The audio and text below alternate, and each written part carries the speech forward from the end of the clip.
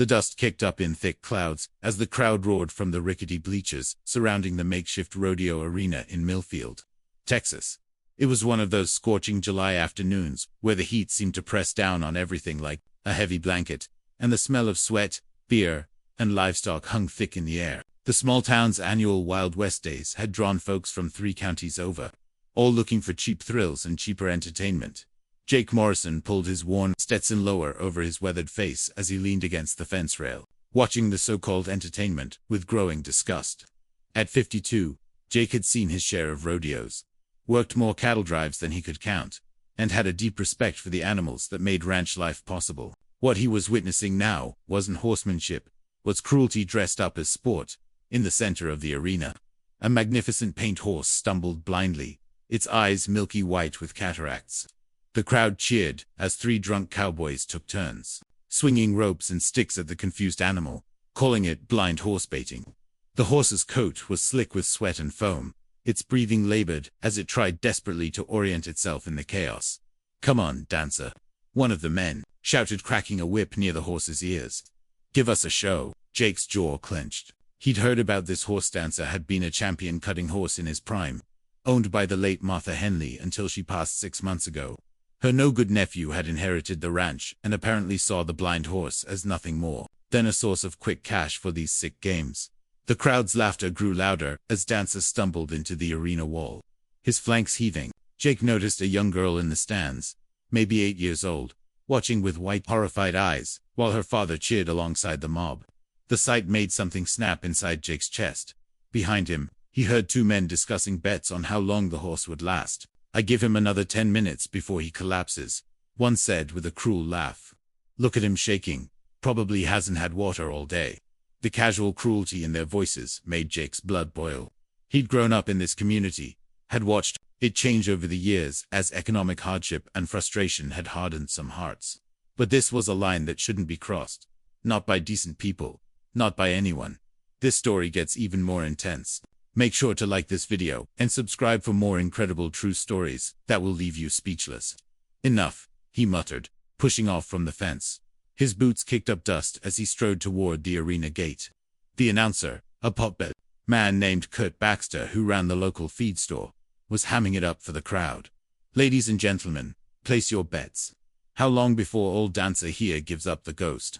Jake's hand found the coiled rope hanging from his belt, the same rope he'd used to work cattle for over 30 years. As he approached the gate, one of the arena hands, a kid named Tommy who worked at the gas station, moved to block his path. "Sorry, Mr. Morrison.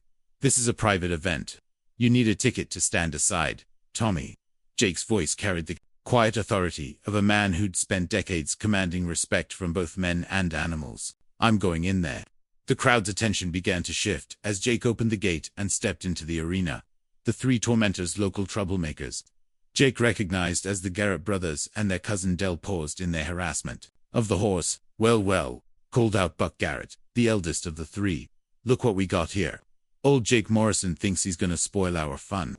Jake ignored the taunt, his eyes fixed on Dancer. The horse stood in the center of the arena, sides heaving, ears swiveling frantically as he tried to process the sounds around him. There was something heartbreaking about the way the animal held his head high, despite his blindness, maintaining a dignity that his tormentors had long since abandoned. "This stops now," Jake said, his voice carrying across the arena despite the crowd's noise. "Says who?" Dell Garrett spat tobacco juice into the dirt. "We paid good money to rent this horse for the afternoon.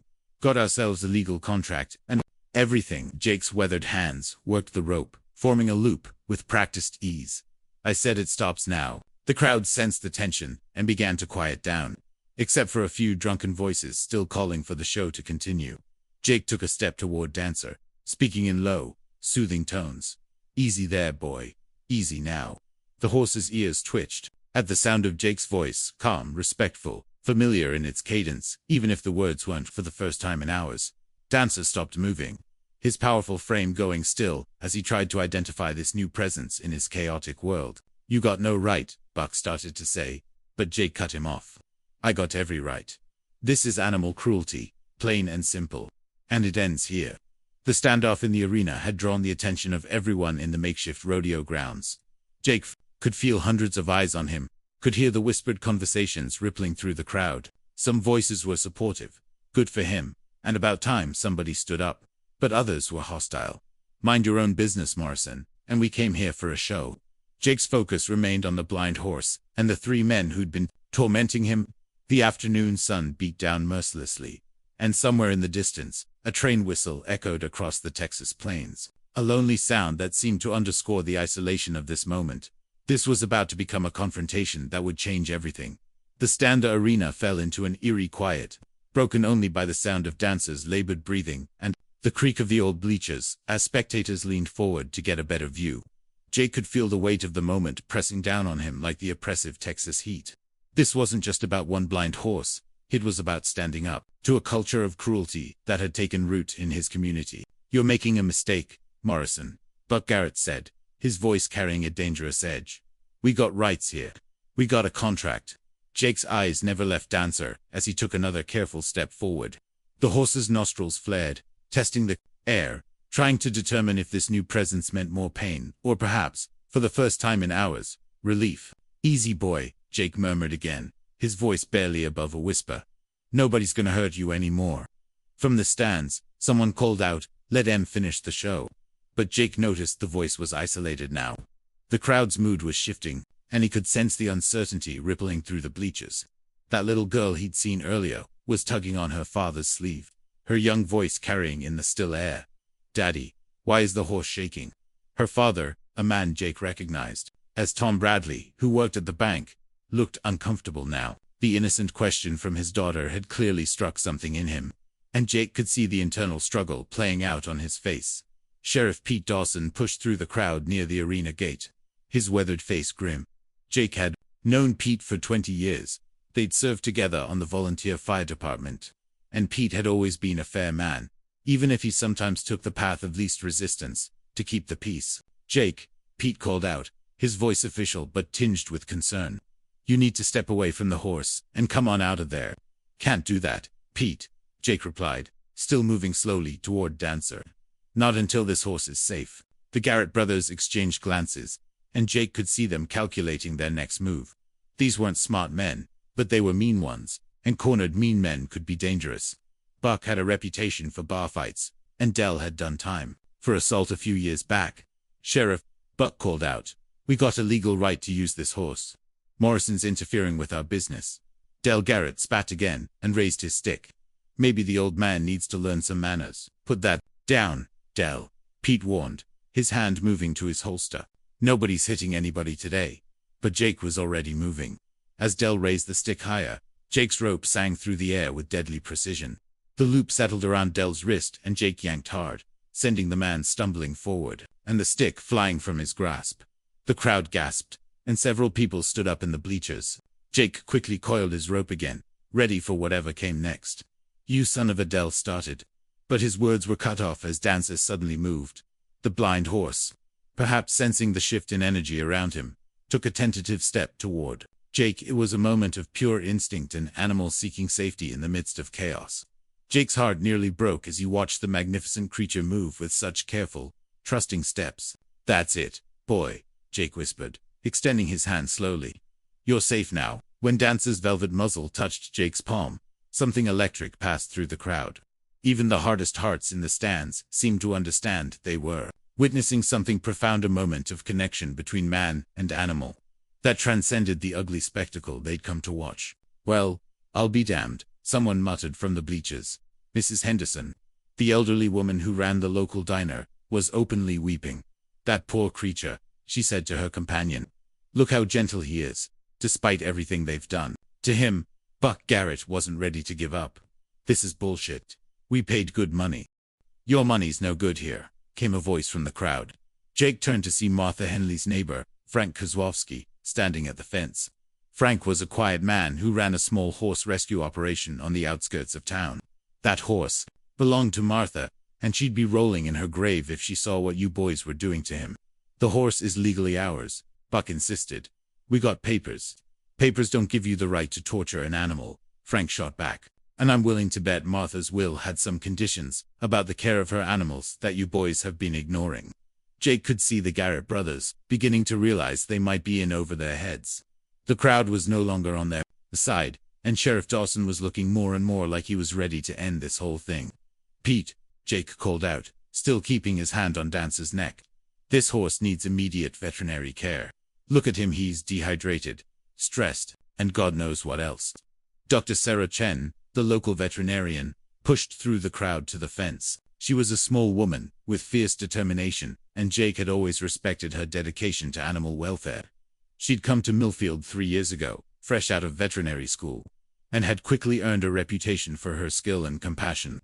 "Sheriff Dawson," she called out, "I'm formally requesting that this horse be removed from this situation immediately. What I'm seeing here constitutes animal abuse, and I'm prepared to file charges." The tide had turned completely now. Jake could feel it in the air, could see it in the faces of the people in the stands. What had started as entertainment for them was now revealing itself as something shameful, something that reflected poorly on their community. "All right, that's enough," Pete announced, stepping into the arena. "This event is over. Everybody needs to clear out." But Buck Garrett wasn't finished. "This ain't over, Morrison. You cost us good money today." Jake turned to face the 3 men, his hand still resting protectively on Dancer's neck. "If you want to take this further, we can do that. But understand something, this horse is under my protection now. Anyone who wants to hurt him will have to go through me first." The words hung in the air like a challenge, and Jake could see the calculation in Buck's eyes. The man was weighing his options, trying to decide if his pride was worth the potential consequences. The confrontation was escalating, and Jake could sense that the real test was still to come. The standoff in the arena stretched on, as the late afternoon sun cast long shadows across the dusty ground. Jake could feel Dancer's trust growing with each passing moment. The horse had moved closer to him, seeking the comfort of a gentle human presence for the first time in what must have felt like an eternity. Dr. Chen had climbed over the fence and was approaching slowly, her veterinary bag in hand. "Jake, I need to examine him," she said softly. "From what I can see, he's showing signs of severe dehydration and stress." "Easy, Doc," Jake murmured, his hand moving to Dancer's neck. "He's been through hell today." As Dr. Chen began her examination, Jake could feel the horse's muscles relaxing slightly under his touch. Dancer's breathing was still labored, but there was a different quality to it, now less panic, more exhaustion. The horse was finally allowing himself to feel safe. "His pulse is elevated," Dr. Chen reported quietly, "and his gums are tacky from dehydration. There are rope burns on his legs, and—" She paused, her expression growing darker. "There are fresh welts on his flanks. These aren't from today. Someone's been beating this horse regularly." Jake's jaw tightened. He'd suspected as much, but hearing it confirmed made his anger burn hotter. "How long do you think this has been going on?" "Weeks, maybe months," Dr. Chen replied. "This is systematic abuse, not just one afternoon of cruelty." The crowd in the bleachers started to thin out. The entertainment they'd come for had transformed into something uncomfortabler. Mirror held up to their community that many didn't want to look into, but some stayed, including that little girl and her father, who had grown notably quiet since his daughter's questions began. Tom Bradley had moved closer to the fence, his daughter Emma still tugging on his sleeve. "Daddy, can we help the horse?" she asked, her voice small but determined. Frank Kozłowski had made his way to the arena gate, where he stood talking quietly with Sheriff Dawson. Jake caught fragments of their conversation. Martha's single quotes as well specifically stated. Proper care provisions. Legal grounds for seizure. "I've been going through Martha's papers," Frank was saying. "She left specific instructions about Dancer's care, including a trust fund for his needs. Her nephew has been violating every single condition." Sheriff Dawson nodded grimly. "That gives us grounds to remove the horse immediately. Doc Chen's medical assessment will support an emergency seizure." The Garrett brothers had retreated to the far side of the arena, huddled together in heated discussion. Jake could see Buck's face growing redder by the minute, and he knew this wasn't over. "Jake," Dr. Chen said, her voice tight with professional concern, "his condition is worse than it looks. He's got rope burns on his legs, signs of recent trauma, and his stress levels are through the roof. This horse needs immediate care." "What do you need from me?" Jake asked. "Help me get him out of here, and somewhere safe. Frank says he's got space at his rescue, but we need to move carefully. In his condition, any sudden stress could be dangerous." That's when Buck Garrett made his move. While Jake and Dr. Chen were focused on Dancer, Buck had circled around and was approaching from the blind horse's right side, a rope in his hands. "This horse is still legally ours," Buck announced loudly, "and we're taking him back." Dancer's ears swiveled toward the sound of Buck's voice, and Jake felt the horse's muscles tense with fear. The animal remembered that voice, remembered the pain associated with it. "Don't you dare," Jake said, his voice carrying a warning that made several people in the remaining crowd step back.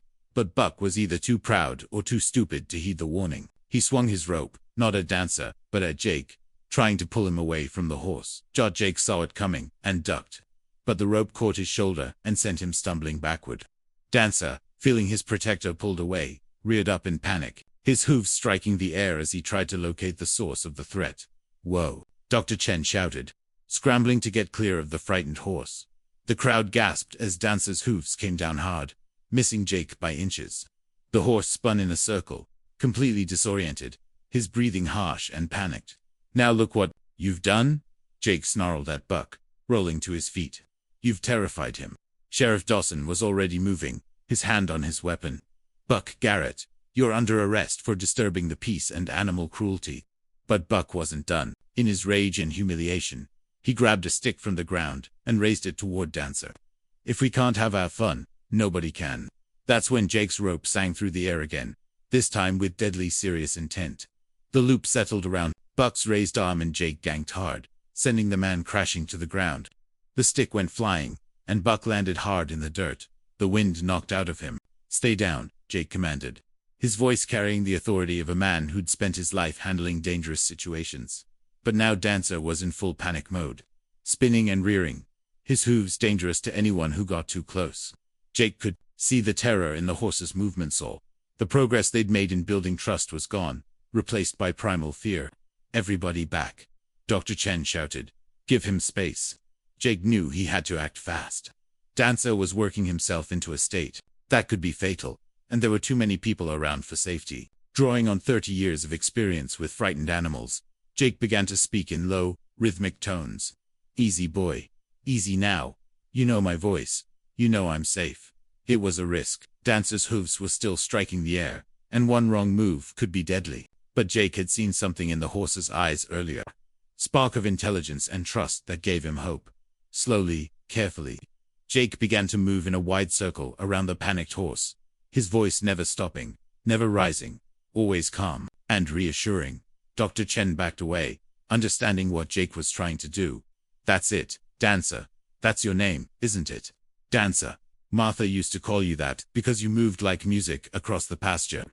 The horse's ears twitched at the mention of his former owner's name. Jake caught it and pressed on. "She loved you, didn't she? Told everyone you were the smartest horse she'd ever known. Said you could read her mind, knew what she wanted before she asked." Dancer's spinning slowed, his breathing still harsh but his movements less frantic. Jake continued his wide circle, always talking, always calm. "She used to bring you sugar cubes, didn't she?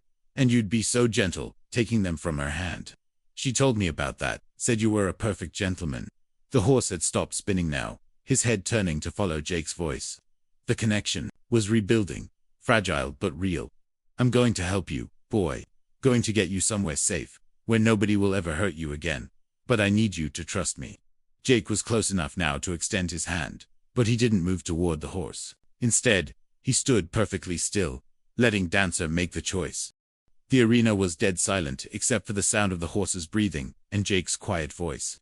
Even the Garrett brothers had stopped their struggling and were watching the drama unfold. And then, in a moment that would be talked about in Millfield for years to come, Dancer took a step toward Jake, then another, and another, until his muzzle was once again touching Jake's outstretched palm. The crowd released a collective breath they didn't know they'd been holding. "Good boy," Jake whispered, his voice thick with emotion. "Good boy." Emma Bradley broke away from her father and ran to the fence. "He's beautiful," she said, tears streaming down her young face. "Why would anyone want to hurt him?" Her father appeared beside her, his own expression changed. "I don't know, sweetheart, but Mr. Morrison is going to make sure he's safe now." Frank Kozłowski was already opening the trailer he'd brought, preparing to transport Dancer to his rescue facility. "Jake, we need to move him now, while he's calm." The next few minutes were crucial. With Jake leading and Dr. Chen monitoring, they slowly guided Dancer out of the arena that had been his prison, and toward the safety of Frank's trailer. The horse walked with careful dignity, his trust in Jake absolute. As they reached the trailer, Dancer hesitated for just a moment. Jake could feel the horse's uncertainty, the instinctive fear of enclosed spaces after what he'd endured. "It's okay, boy," Jake said softly. "This is different. This is freedom." And with that assurance, Dancer stepped into the trailer, ready to begin his journey toward healing. The new beginning. 3 weeks later, Jake stood at the fence of Frank Kozłowski's horse rescue, watching Dancer graze peacefully in the morning sunlight. The transformation was remarkable. The horse that had been broken and terrified in that arena was now showing signs of the magnificent animal he'd once been. Dr. Chen approached from the barn, wiping her hands on a towel. "His blood work is much better," she reported. "The dehydration is completely resolved, and his stress indicators are back to normal ranges. Physically, he's healing beautifully. And emotionally?" Jake asked, though he could already see the answer in the way Dancer moved with more confidence. His head held high despite his blindness. "That's the real miracle," Dr. Chen said softly. "Most horses that go through what he experienced would never fully trust humans again. But look at him, he's actually seeking out contact with people." It was true. As they watched, Dancer lifted his head and turned in their direction, his ears pricked forward with interest rather than fear. The horse had learned to navigate his enclosure with remarkable skill, using his other senses to map his environment and find his way around obstacles. The past 3 weeks had been a journey of discovery for everyone involved. Jake had found himself spending most of his free time at the rescue, working with Dancer and learning about equine therapy techniques. Dr. Chen had been researching specialized care for blind horses, and Frank had been documenting Dancer's progress, with an eye toward using his story to educate others about animal welfare. Emma Bradley had become a regular visitor too, arriving every weekend with her father to help with Dancer's care. The little girl had shown a natural affinity for the horse, and her gentle presence seemed to bring out the best in him. "He remembers things," Emma observed one Saturday morning as she carefully brushed Dancer's coat. "Like where the water trough is, and which gate leads to the pasture. He's really smart, isn't he?" "He's one of the smartest horses I've ever worked with," Jake confirmed. "Martha always said he was special." Frank joined them at the fence, a coffee cup in his weathered hands. "Had a call from the state yesterday," he said. "They're moving forward with charges against the Garrett brothers. Turns out, what they were doing violates several animal welfare statutes." Jake nodded grimly. "Good. Maybe it'll make others think twice." "There's more," Frank continued. "Martha Henley's lawyer contacted me. Seems her will had specific provisions about Dancer's care that her nephew completely ignored. The family is donating him to the rescue permanently, and they're also providing an endowment for his care." "That's wonderful news," Dr. Chen said. "It means he'll have everything he needs for the rest of his life." Jake felt a warmth spread through his chest. Martha would have approved. She'd always said that Dancer was special, that he deserved better than most humans she knew. "Speaking of which," Frank said, turning to Jake, "I've got a proposition for you." Jake raised an eyebrow. "I'm listening." "Dancer's made remarkable progress, but he's bonded specifically with you. He's calm and responsive when you're around in a way that he isn't with anyone else. I was wondering if you'd consider taking him on permanently." The offer caught Jake off guard. "Frank, I don't have the facilities." "I'm not talking about taking him home," Frank interrupted.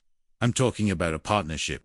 You could work with him here, help with his rehabilitation, maybe even train him for therapeutic work. There are programs that use horses to help people with disabilities, trauma survivors, kids with behavioral issues.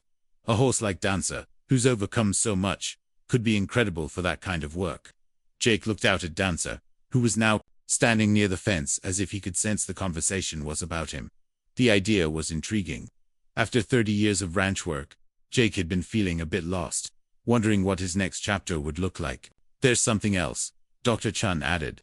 "I've been thinking about that day in the arena, about how you handled that situation. You've got a gift with animals. Jake, have you ever considered getting certified as an equine therapist?" Jake had to laugh. "Doc, I'm 52 years old. Little late to be starting a new career." "It's never too late to find your calling," Frank said seriously. "And after what happened at the rodeo, I think this community needs someone like you. Someone who'll stand up for what's right, who understands that these animals deserve our respect and protection." The conversation was interrupted by a visitor approaching the fence. It was Emma and her father Tom, but they weren't alone. With them was Mrs. Henderson from the diner, and behind her, Jake could see several other familiar faces. From town, Mr. Morrison, Emma said shyly. We have something to show you. Tom stepped forward, holding an envelope. After what happened at the rodeo, Emma started a petition. She wanted to make sure something like that never happens again in Millfield. How many signatures did you get? Jake asked, touched by the young girl's initiative. Over 300, Emma announced proudly. And Mrs. Henderson says the town council is going to vote on new animal protection laws next month. Mrs. Henderson stepped forward, her eyes bright with determination. That day at the arena changed a lot of minds. Jake, people realized we'd been looking the other way for too long. Your courage gave the rest of us permission to speak up. Jake felt a lump forming in his throat. He'd acted on instinct that day, driven by his inability to stand by while an innocent animal suffered. He'd never imagined it would spark such a widespread response.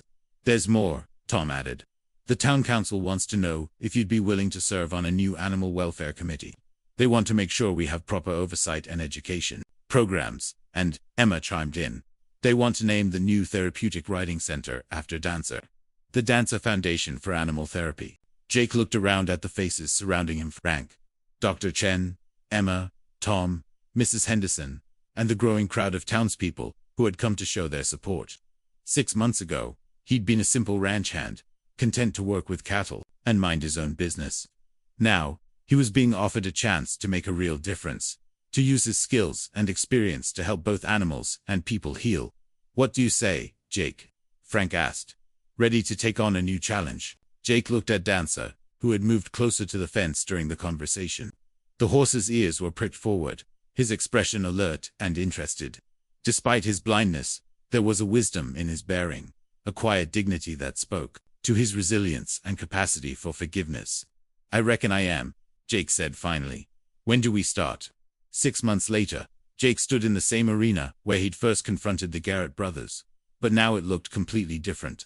The rickety bleachers had been replaced with proper seating, and the arena itself had been transformed into a therapeutic riding center. The Dancer Foundation, funded by donations from across the county, had purchased the facility and turned it into a place of healing rather than harm. Dancer stood in the center of the arena, no longer the broken animal he'd once been. He wore a soft halter and was connected to a young veteran named Marcus, who was learning to walk again after losing his leg in Afghanistan. The horse's calm presence and gentle nature were helping Marcus rebuild his confidence and strength. Easy does it, Jake encouraged from the sidelines. Now wearing the certification that marked him as a licensed equine therapist, let him set the pace. The training had been intensive, but rewarding. Jake had spent months studying equine behavior, psychology, and therapeutic techniques. He'd learned about the science behind the healing power of human-animal bonds, and had discovered that his intuitive understanding of horses was actually grounded in solid research. Dr. Chen watched from the observation area, taking notes on Marcus's progress. Emma, now a regular volunteer, was helping prepare the next horse for therapy.